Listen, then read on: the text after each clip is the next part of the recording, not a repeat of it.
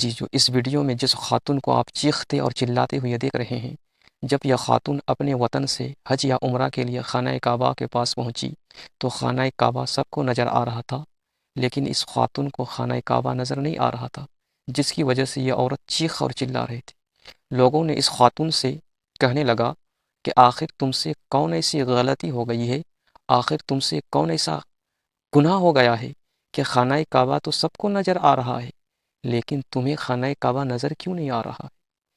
اس خاتون نے جو باتیں بتائی، آپ اس ویڈیو کو پوری دیکھیں، پھر میں بعد میں بات کرتا ہوں۔ چلیے ویڈیو شروع کرتے ہیں۔ کہ میں عجیب میرے ساتھ معاملہ ہوا۔ میں حج پہ گئی اور جب حرم میں داخل ہوئی تو مجھے کعبہ نظر نہیں آیا، حرم شریف نظر نہیں آیا، سب کو نظر آ رہا تھا، بس مجھے نظر نہیں آ رہا تھا۔ اور میں مجھے سمجھ نہیں آئی، اور میں ایسے ہی لوٹ آئی، اور باقی سب کو نظر آیا، سب نے سب کیا، مجھے نظر نہیں آیا۔ اور میں اس چیز کو لے کے بہت پریشان ہوں کہ یہ کیا معاملہ تھا اور مجھے کیوں نظر نہیں آیا۔ اس پر اس ٹائم کے جو میزبان تھے انہوں نے کہا کہ یہ ایسی کون سی آپ کی زندگی کا ایسا واقعہ یا ایسی چیز ہے، آپ سے ایسی کون سی خطا یا غلطی ہوئی ہے کہ جس پہ اللہ تعالیٰ اور رب آپ سے اتنا ناراض ہو گیا۔ تو پہلے تو خاتون نے کوئی جواب نہ دیا، لیکن بعد میں جب اس پروگرام کے حوالے سے اس خاتون کو سے ڈیٹیل گفتگو کی گئی تو اس نے ایک گناہ کا اعتراف کیا۔ وہ گناہ یہ تھا کہ وہ عورت کا پیشہ تھا مردوں کو نہلانے کا، میت کو غسل دینے کا۔ میں نے پہلے وہ الفاظ اس لیے بولے ہیں کہ عام اللہ زبان میں ہم لوگ یہ کہتے ہیں جی مردوں کو نہلانے والی آئی ہیں، میت کو غسل دینے کا کام وہ خاتون کرتی تھی۔ اور ایک فیملی تھی، ان میں بھائی اکٹھے رہتے تھے۔ ایک بھائی اور بھابھی کا انتقال ہو گیا اچانک، کسی ایکسیڈنٹ میں ہوا، اور ان کے 2 بچے تھے، بیٹا یا بیٹی۔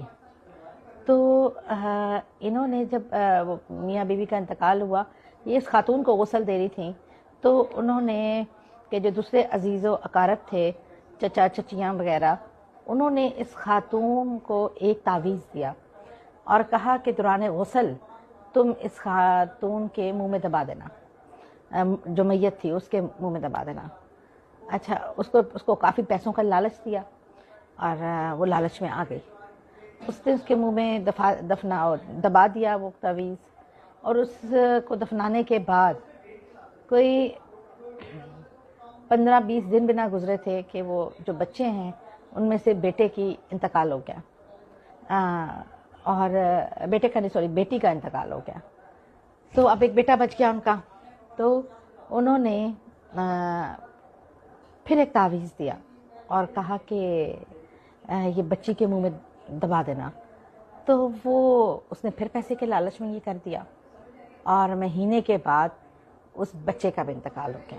مطلب ان بچوں کا پورا خاندان ختم ہو گیا، اور اس کے عوض جتنی جائیداد اور دولت تھی اور وہ باقی بھائیوں میں تقسیم ہو گئی۔